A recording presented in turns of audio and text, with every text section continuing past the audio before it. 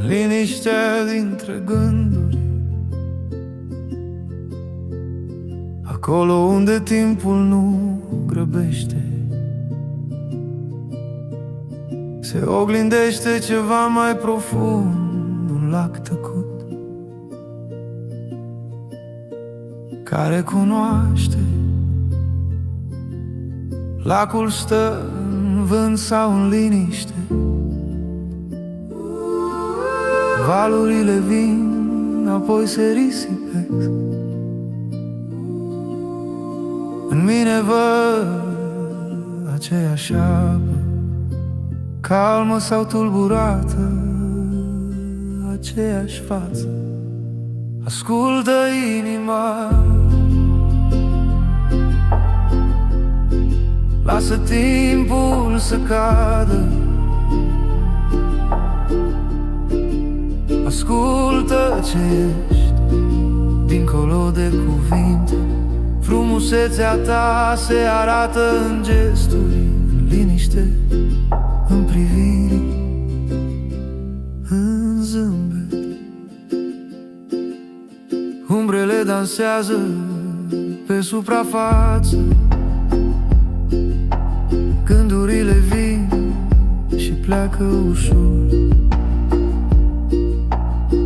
Liniștea care curge printre ele îmi găsesc locul, fără efort.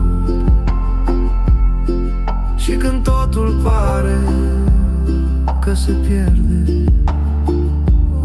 și când valul crește fără rost, e un loc adânc rămas în tine, unde ești întreg, unde ai fost. Ascultă inima, lasă timpul să cadă.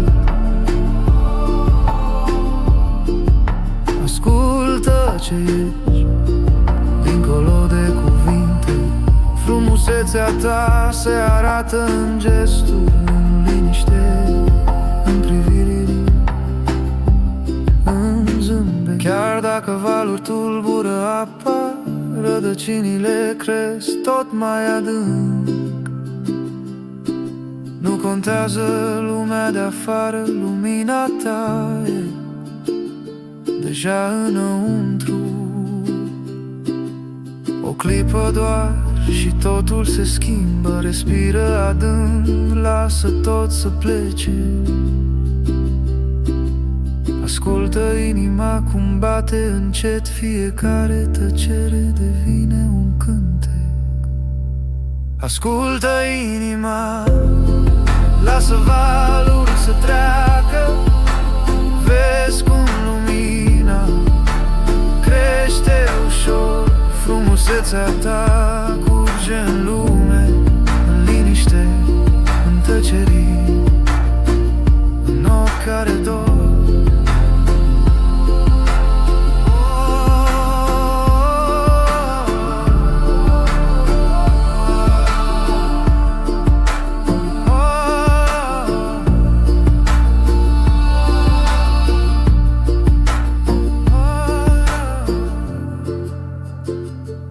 Lacul tăcut